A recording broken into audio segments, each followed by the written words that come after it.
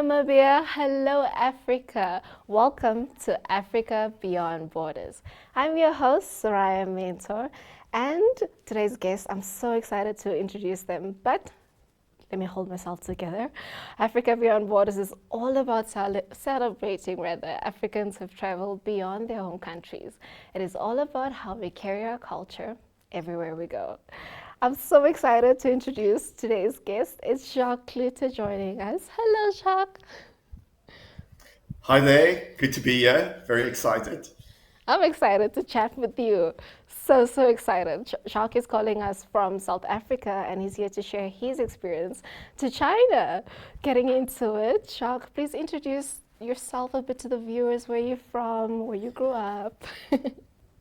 Yeah, sure. Obviously, now you said I'm from South Africa, born and raised in the Free State in Bloemfontein, which many regard as a small little town in the middle of nowhere.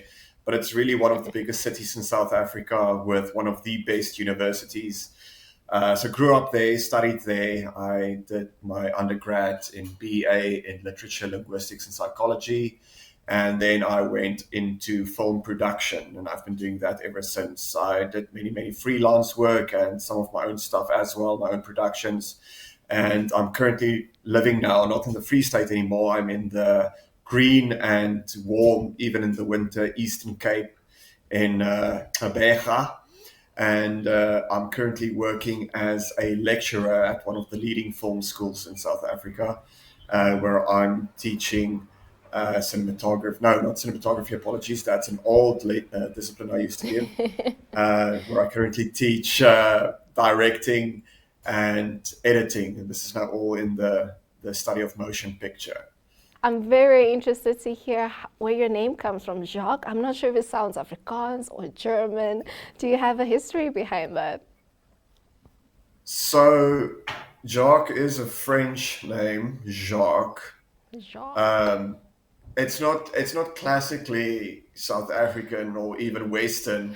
I do know the story of how I got my name, and it's an old South African novel called Ballade for an Enkele, which is like a ballad for a loner if you translate it to English. And it's about a writer that goes missing, and the main characters in the story sort of follow the clues in his books to find him. And it turns out he just went on this journey of self-discovery, and the character's name was Jock, and that's apparently where I got my name from. My mom named me after him because they did a TV adaptation of the book, and the actor who played him was apparently very handsome, and she thought, hey, why not? And it Why turned not? out pretty nicely because I do regard myself as a bit of a writer today, and I'm in the arts. So I think that's a nice origin story. Now, getting into it, Jacques, just a bit more about your culture. Are you Afrikaans, like fully Afrikaans? Yes, this is a short answer. So, no, grew up Afrikaans, family is Afrikaans.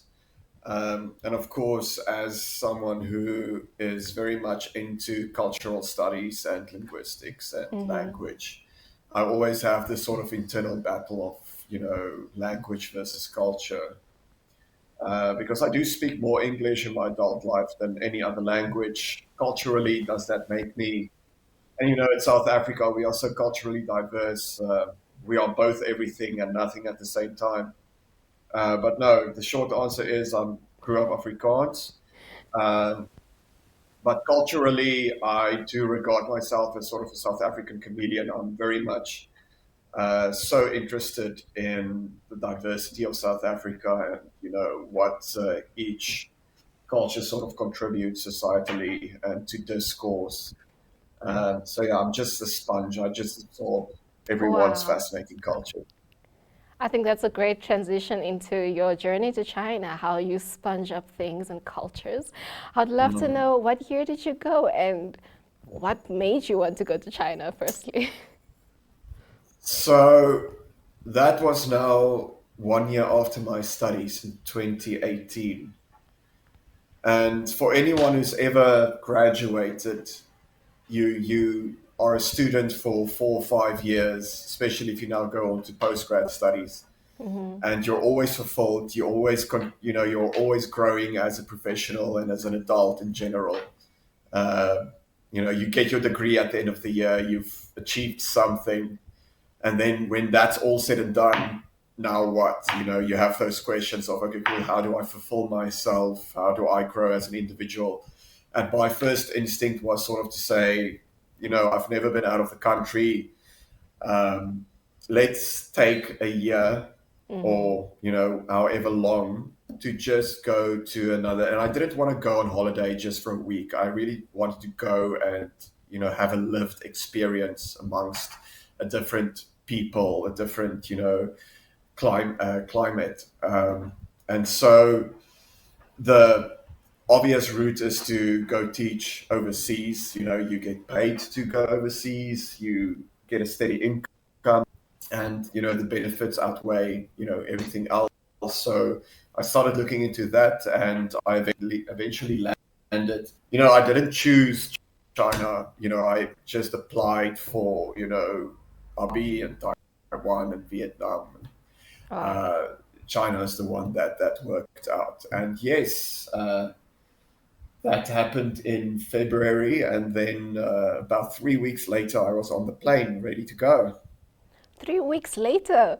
Jeez. So you had three Yeah, weeks to It plan happened very fast. literally everything. Mm, yeah. So I'm actually so. Yeah, it was probably towards the end of January when they told me I now can come over, and I just had under a month to really get my Wow. bearings straight.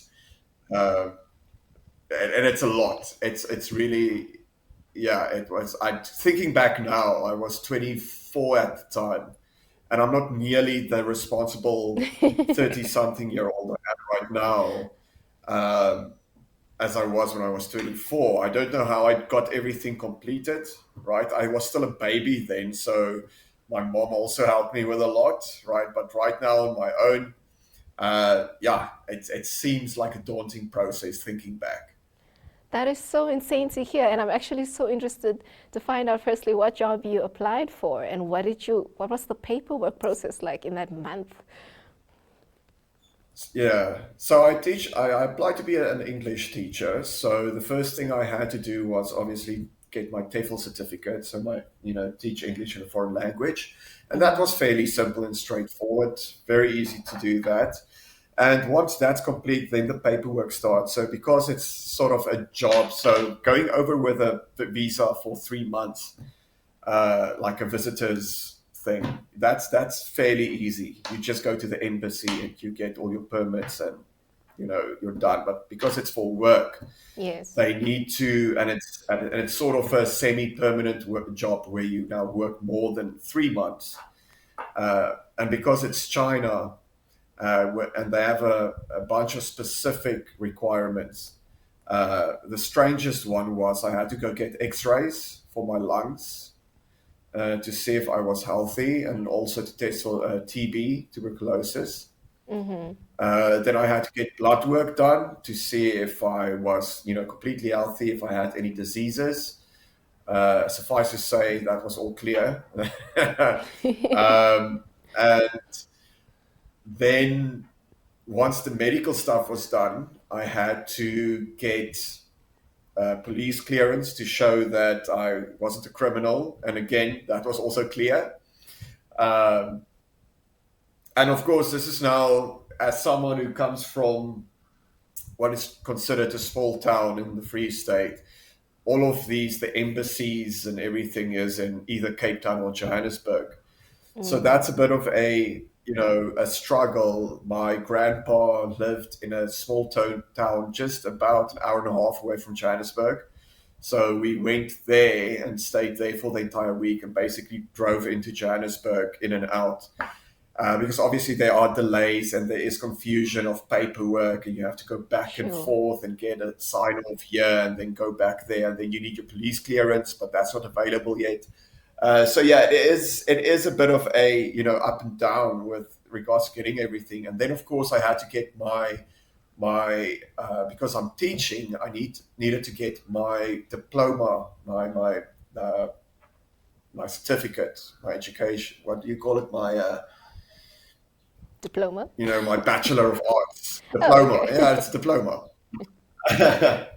um, I needed to get that certified, and I didn't even know that countries do that. It was, and I wish I could tell you where it was, remember where the street is, but there's a special, like, municipal building where you now go, and it's beautiful, beautiful modern building with plants everywhere, and there you now go to have all of your paperwork certified, and they certify it with a wax stamp and a ribbon, and it gets put into a little container. Oh, It's like wow. legit.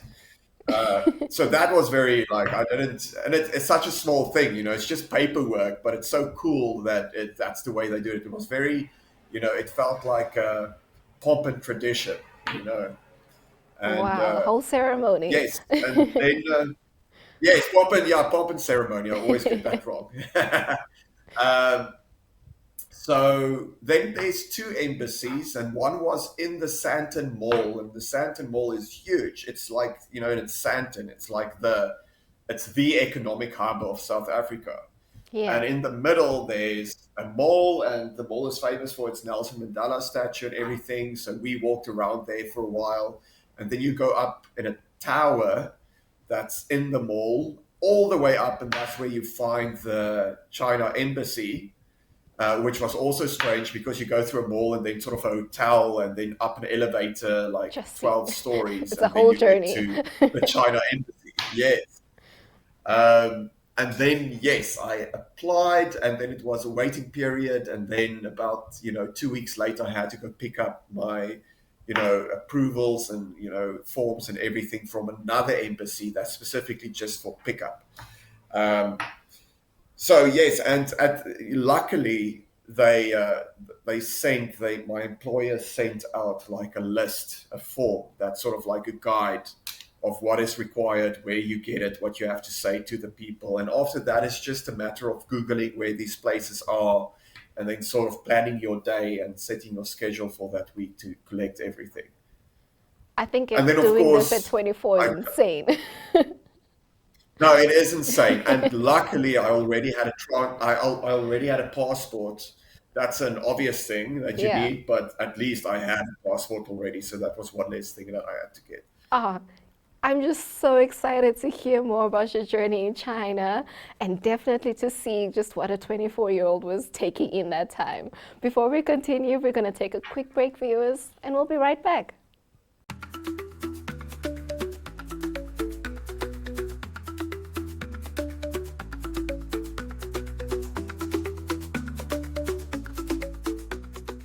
My name is Susan Maswavi, and found myself here at Zambezi Pro, like for the first time. So because I have a desire of cooking, yeah, this is my favorite thing I do. So I thought maybe I can showcase my case or my recipes here. So that's why I came. I have different food I prepare.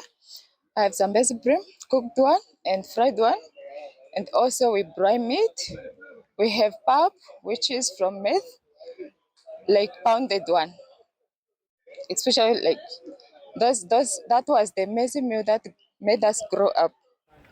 My favorite thing about Zambezi Brim is to experience to see how other people Thank you do very when in the industry of cooking.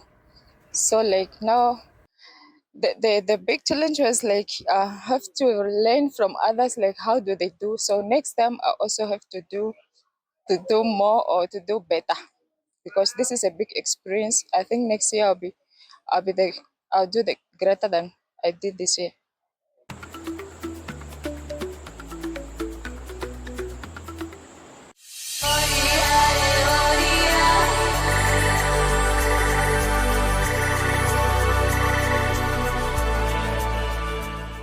Hi there, and welcome back to Africa Beyond Borders. I'm your host, Soraya Mentor. We get to chat to amazing Africans who've traveled beyond their home countries. It is all about how we carry our culture everywhere we go. Today's guest is Jacques Cloete, who's here to tell us his experiences from South Africa, going to China, and we're just getting more into it. So, I'm not sure if you're able to remember, but I'd love to know your first 72 hours when you landed in China. What was that like? I remember it very clearly, Oh, wow. every second. It was that impactful to me. So it was a stopover flight, so stopped in Abu Dhabi first, and what I remember from that was just red sand looking out of the window. So coming from South Africa, we have the Kalahari and the Karoo, but there's grass everywhere, so just seeing a desert like that, it was a red sand desert.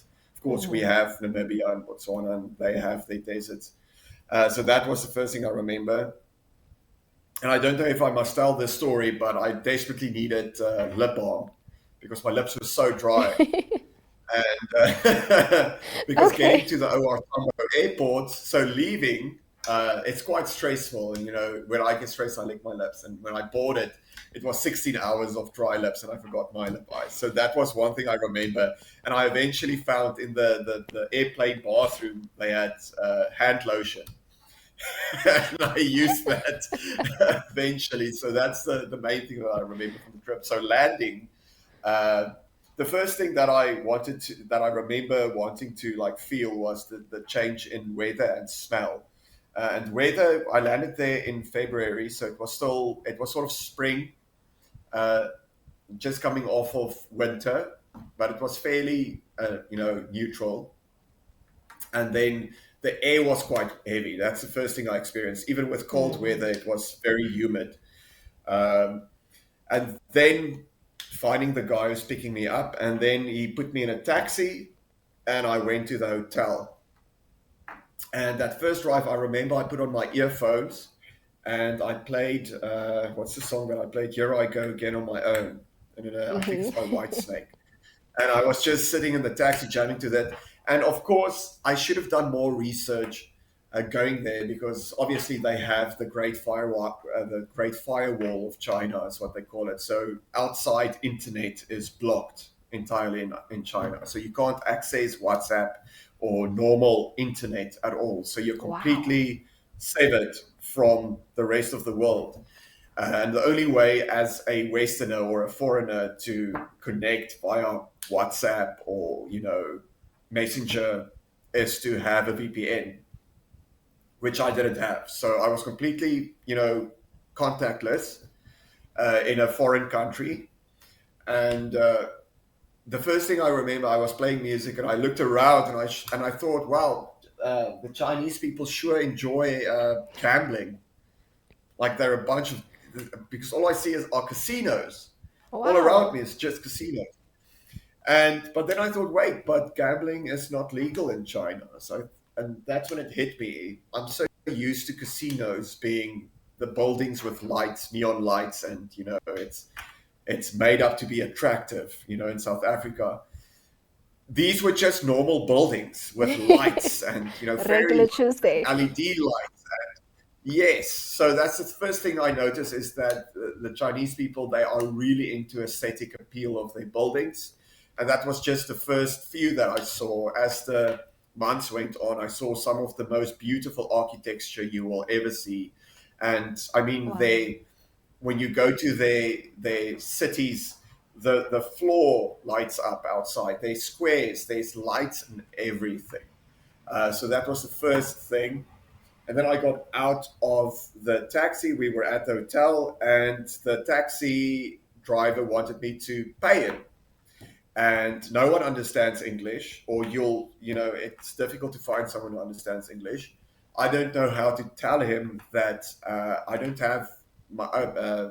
know what he's saying. I had money with me because I went and exchanged my money for uh, RMB, so I had cash on me, but I didn't know, how much he needed and, what he exactly wanted. So what happened was there were two taxis with another person being picked up, and we were supposed to arrive at the hotel at the same time, but they were late. So there was like 20 minutes of me sort of going back and forth, going into the hotel, asking if anyone speaks English, No one knows what I'm saying. I don't know what they're saying. The taxi driver is getting upset at me. My phone doesn't work. I can't call anyone. Oh, And I was geez. stressed out of my mind because this is like the first half hour in a new country. Like I'm still coming off of like jet lag and, 16 hours is a just very long time.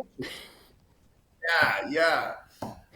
So eventually the other one arrived and it was with another South African. So luckily I could actually go, hi, hello, sorry, ek is so gestressed. So I could speak in my own language to someone in this new country, which was very, soothing, in that moment. And then, yeah, we booked into the hotel and, uh, yeah, and from there, the next morning, you said 72 hours. So the next morning we went to training and we were in Guangzhou, which is in the Guangdong region, very big city. And they took us the first day, held our hands how to get to the main building from our hotel. So it's a couple of streets and then down to the subway. And then you take a subway like this, and then you get off and take a subway going that way and Hmm. that way. And none of us ever saw a subway. We don't have subways. We have the Gauw train in Joburg, but that's nothing compared to the way They they do use it. it And daily, what yeah. stood out to me is just yeah. And the subway is the subway, but the way it's clean, it's so beautiful. It's like walking into a hospital. There's Wow. a cubicle on every subway. All the subways are underground where you enter, and and that's a mall in itself. Like every subway stop has shops and kiosks and a police station, like a mini police station. Um, so that was absolutely awesome to see. Um, we got on the subway, and I remember the South Africans because, of course, South Africa has a bit of a high crime rate. Uh, so we were all now like On smushed into the alert. subway, like sardines, basically, Oh, and on alert because you're surrounded by people. So we're all sort of holding onto our pockets, yeah. and checking our phones. And the one girl who was with us, so the people who hired us, they could speak English. So they asked, why are we now constantly, checking ourselves? And we said, well, just in case there's theft. And, if this is now like a romantic story, she would have said, no, that doesn't happen in China, which is great. Yeah. But to her credit, she did say, no, they do have pickpocketers and they do have the areas where you check yourself. But with regards to the subway, we don't have to be worried because there are cameras everywhere. Every subway has police, Wow. So cool. officers on duty. A criminal can get away with a theft on the Wow. subway. So culturally, that just doesn't exist in the subway. That is And just so one amazing subway, to hear.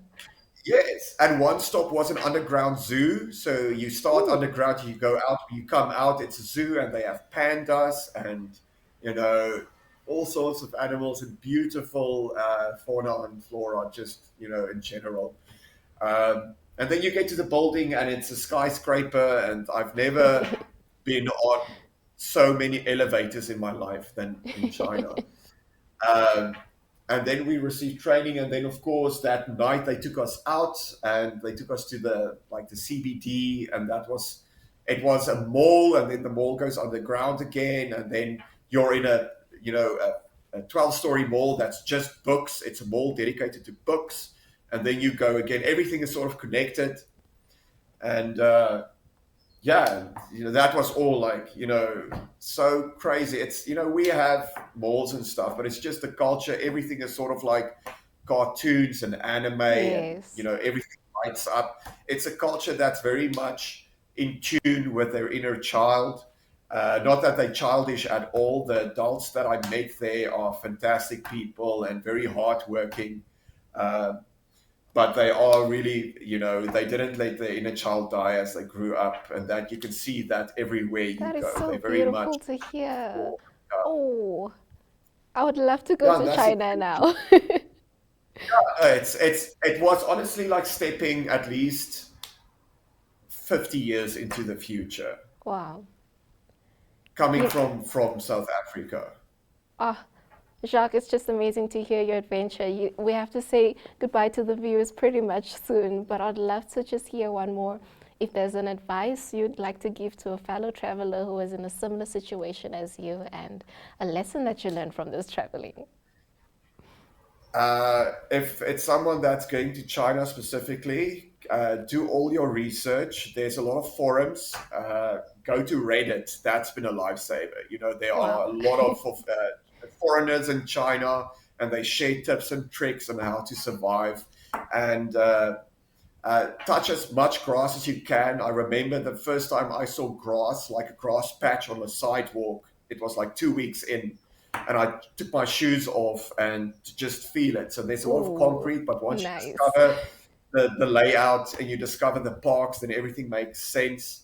And then, of course, don't be afraid to try new food, because a lot of the food is something that you've never seen before and you can't really make out what it is, but it's absolutely fantastic. The food they have there is awesome. So don't be afraid to try new things, and make sure you get a VPN on your phone before you go over. Don't make the VPN, mistake I highlight did. that. Jacques, it has been absolutely amazing having you in studio with us today. Thank you so much for sharing your adventures beyond home. We really appreciate it. It's a pleasure. Thank you for having me, Soraya. I had fun. To all our viewers, you can catch us every Monday at 8:30 p.m. on DSTV channel 285, GoTV channel 25, and OneUp2.com. We can't wait to see you guys next week Monday. Yay!